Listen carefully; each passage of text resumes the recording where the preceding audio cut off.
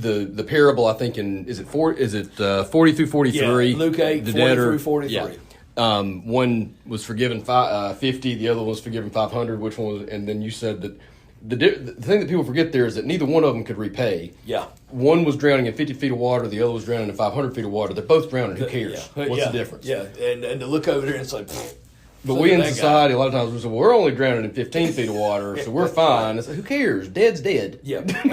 You can drown in 2 feet of water, right? I mean, so what difference does it make? But it's the dumbest thing in the world to argue about who's drowning in less water. Or small, medium, and large. Dead's sins. dead. Yeah, you like that. Yeah. You said you can't order my fries. How do you order your fries? I'm gonna supersize it.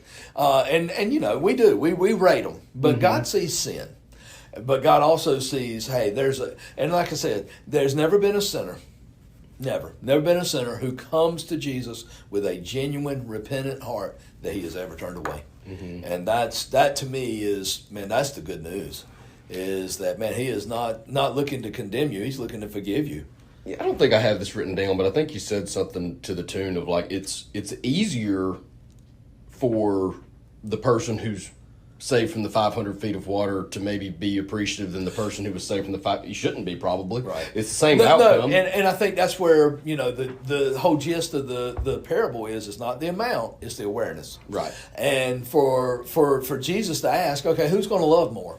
The one I forgave 500 denarii or the one that I forgave 50?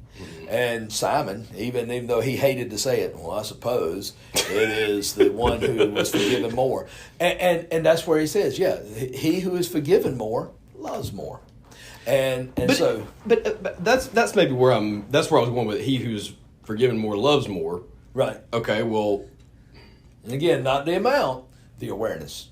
And I think it's one of me understanding one sin is enough to send me.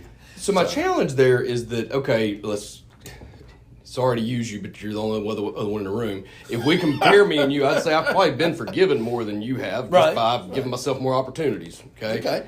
So how do you make sure that you love more, or how do you make sure I don't love more for that? Because that's got to be, I think that's where that self-righteous heart can come from sometimes, is that person who doesn't feel like they've done that much can fall into that trap. That's exactly right. And I think that's where, again, not the amount, it's the awareness. Yeah. And for me, it may not be, okay, I was out selling drugs, or I did this, or I did those. You know, because I used to think, all right, I got to have one of those testimonies. I lived under a bridge, did all these things, I slapped. You talked about that Sunday. I love that, yeah. That's not what Jesus is saying there. Jesus is saying, when you understand what forgiveness is, whether we've had 50,000 or we've had 500 or 50, it is knowing that forgiveness came at a great price. Mm-hmm. For the money lender, it cost him 550 denarii to forgive both of them. Mm-hmm. It was a great price, and so for God Himself, it was a great price that I was forgiven. Mm-hmm. And so therefore, understanding that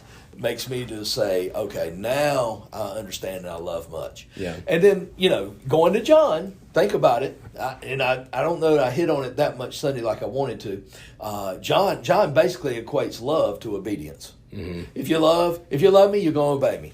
So then let's carry that out. Luke says in that parable, he who is forgiven much loves much. Well, then let's just take it to the conclusion. He who is forgiven much obeys much. Mm-hmm. And that's where the change, knowing I've been saved, knowing I've been made a child of God, now I want to obey much. And I think that kind of goes back to what we were touching on a minute ago of don't ever forget, do you consider how much you've been forgiven in your ponderings, is that if you ever forget, then the extension of that is the love kind of drips or fades off a little bit. You can go into autopilot. I think what can oftentimes happen is we walk with the Lord for so long, and we kind of get that heart of a Pharisee of, God, I'm so glad you got me. You better be glad I'm on your team. I do all these things. And we can become very self-righteous real quick. Mm-hmm. And then it becomes, we begin looking down at others.